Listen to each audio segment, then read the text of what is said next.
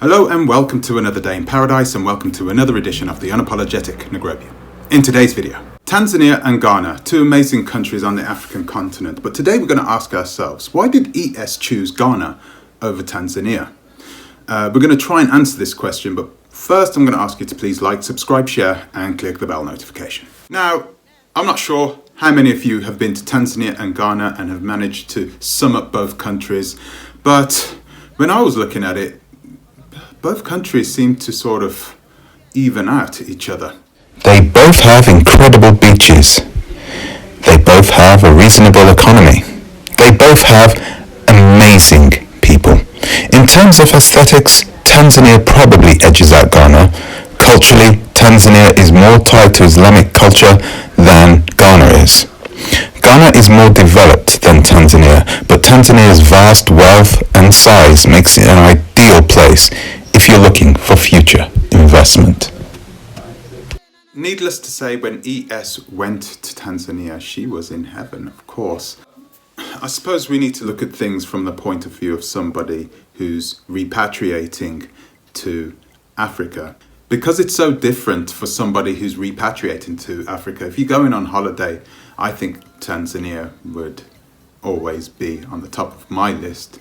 It's a dream destination for everybody. If you're going to Africa and you want to start a new life, you want to start a business, you want to live comfortably, I don't know. There isn't much countries that are better than Ghana at this present moment. Now, ES had apparently an amazing time in Tanzania. There's one thing that ES doesn't really talk about much when it came to Tanzania. What she didn't speak about much was her work in the spirit world. African spiritualism, progressing as a divineer. Now, of course, there are thousands of divineers in Tanzania. It's not like she wouldn't have a problem finding someone that could teach her and enable her to perhaps open pathways to becoming a better divineer. The culture in Tanzania, heavily based on Islam, of course, they still have that tie to their original African origin. This is, of course, the same in Ghana. Ghana has a very heavy tie to its traditional spiritual culture. ES, of course, would have been attracted to both these countries for those reasons. But there is one exception when it comes to Ghana. It is not frowned upon to pay for a divination in Ghana. Whereas in Tanzania, it is. People generally don't tend to charge you for a divination in Tanzania. Whereas in Ghana, where you have a culture which is slightly different, a West African culture, more capitalist culture, and then you have this influx of diasporans who are used to paying for everything. Yeah. Ghana seemed like a better place for ES to set up a business focused on her divinations. ES was heavily focused on capitalization of the spirit world. She wanted African divinity, African spirituality to be capitalized on, and she wanted to make money from it. Them from their own mouths have said because they don't know how to read, that they didn't advance in education, so they don't really know how to capitalize. You might enter into a country and you go visit the traditionalists, and then you might visit some where their establishment is like built up. You could tell that they're getting funds in from the world. People were passing in and out. These people can make you the president of the country. You know what I mean? They'll be still impoverished. So that is very interesting to me. People that come and they receive these abilities and all these great gifts, and they leave and they're never to be found again. They never fulfill what they said, the promises that they said they were going to do. And so I said, well, I can't be that person. It's also about the chief as well, you know, like how to get him in a better situation. He's been helping people and turning people to chiefs for years. I need some answers, you know, more answers. Every country, is it going to be like this? Like it was the same when I was in Tanzania. But you go and you visit them and it's just like they're just kind of still living under the whole poverty thing, and they be as sweet as pie, like so gentle, very humble. Maybe that's why they hold it, because you have to be a humble person to hold all that power. Now, this is not a weird thing, okay? It isn't. It isn't a strange thing, especially in West Africa. This is completely the norm. There is a big difference between the cultures in East Africa and in West Africa, especially in Tanzania. But that is, I suppose, more focused on Islam, a lot more focused on Islam than in West Africa. So those Islamic teachings and believing, they would have filtered down and perhaps mixed in with the traditional cultures in that part of Africa, in Tanzania. And in Islam, it's of course it is frowned upon to pay for anything, which is strange when you look at places like Saudi Arabia and Dubai. But you would never be asked to pay teethings in your local mosque. So for this reason, Tanzania did not interest ES. Of course not. What's the point in starting up a business if your customers are just going to go elsewhere to get the same service from someone else absolutely for free? So using her wit and her charm, of course, she has got inside the hearts of the people in northern Ghana, near Tamale, and she is building this Bonsu micro village that will be opening at some point next year. So this brings us to another question. Is it morally right? Is it morally acceptable to charge people for this type of service? I think the answer to this is simple. I think it depends on the people. Okay, so if you've got diasporans coming in from the United States of America, they're going to think it's completely normal to, of course, charge for this service. They will willingly pay. If you've got people that are coming in who need help, who are coming in from a different part of Africa, who want this service, I mean, would you still be willing to give them this service for free if you owned the Bonsu micro village? Would you still allow somebody who was in need, who was in great need, to stay somewhere and in need of spiritual nourishment? Would you deny them entry into the Bonsu micro village because they couldn't pay for a divination? I don't know. I'd have to ask her that question. Maybe I'll send her a little email and keep my fingers crossed. Personally, myself, coming from a background of living in a semi-socialist society like the United Kingdom was back in the 1970s and 80s.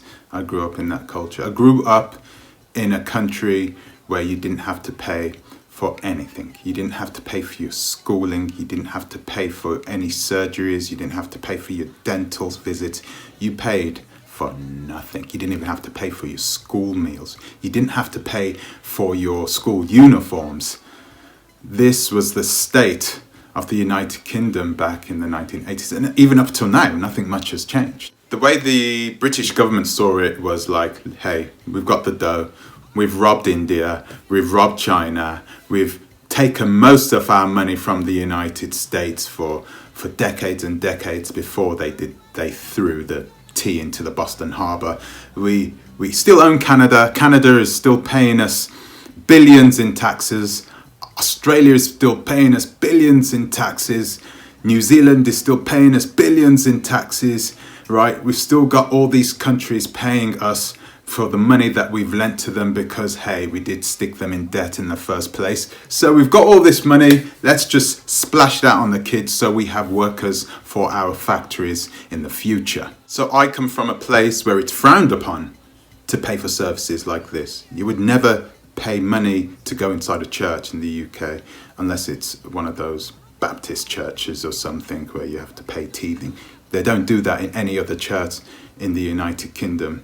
You know, they just don't do it. It's completely against their principles. So the Bonsu Micro Village do ask for donations if you plan to stay there. $300 for 21 days cover, and that is for the shelter only. Okay. Of course, these divinations, when it comes to the cost, is a grey area. And of course, This helps out everybody, doesn't it? Because you can charge based on the services, you can charge based on the person that you see is coming.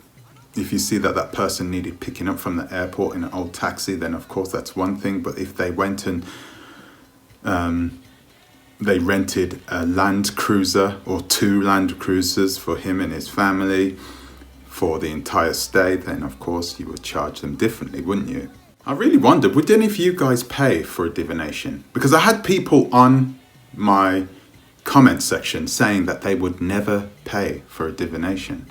And most of those people that were saying that were continental Africans. So, are you a continental African? Have you ever paid for a divination? Please let me know in the comment section. I don't know any places in Africa where they would offer you a place to stay when you get a divination. I think that idea is absolutely brilliant, of course. So you can factor all that into your stay. Yeah, you have to pay for your food and for your water, for your electricity. You have to pay for pretty much everything else except for the actual shelter there at the Bonsu micro village. But of course, staying in a hotel, you are not going to give yourself spiritual and divine enlightenment. So, what's ES's feelings when it comes to capitalizing on African spirituality? Okay, so we can't ignore it. Okay, it is cultural in America to focus on money. Money is a big part of American culture. So, as an American, it would have been a no-brainer for ES to have chosen the northern reaches of Ghana as opposed to the beautiful white sandy beaches of Tanzania. In the next video, we're going to talk more about the Mami Wata sect in northern Ghana. I ain't going there without any protection, so yeah, we're going to be speaking to some people, some really important people, some close people who are very powerful, very knowledgeable, and who have a lot of experience. I suppose this is one of the problems we're going to have, right? I mean, I'm not even sure if you can call it a problem, but you have all these different cultures coming in from all over the world, from all over the diaspora, coming back to Africa. And of course, heads are going to butt because there are some differences which people are not going to be able to see eye to eye on. But once again, it is frowned upon to pay for those types of things, whereas in the United States, it would be just as normal as getting up and brushing your teeth. Just don't think that the spirit gods, whoever, you know, they pray to, I don't think that those spirit gods are sitting there thinking, oh, how can we, what are going to be the ingoings and outgoings for this month? How are we going to pay these bills here and there? And I just don't think they think that way. They don't think about what profit margins are going to be made on their services, right? As gods, they're gods, powerful gods. They don't care about your profit margins. Powerful gods don't care about money. They don't care about money. They don't care about what you need as a human in order to carry out these services. And I think it's actually, I would even go as far as to say it's disgraceful to ask people for money. People who are hurting inside, people who are returning from the diaspora. No, I'm not saying that it's up to the divineers to foot the bill, but of course something needs to be worked out.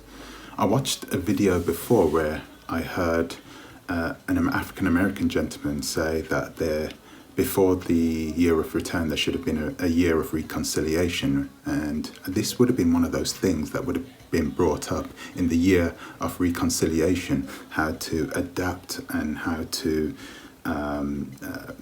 make sure that people have the ability to heal and not having to worry about footing the bill for these healing sessions. You know, it's just something we all need as diasporans. We can pay for it. We can pay for it out of our taxes. I don't think it's fair that we as a people should capitalize on the pain and the hurt and the anguish that our ancestors went through coming over from Africa over into the New World. I don't think it's wrong for ES to make money with it. Capitalizing, I think, is a different, it's different, isn't it? Capitalizing on a situation is making sure you make money out of that situation, but you know, you're bettering yourself.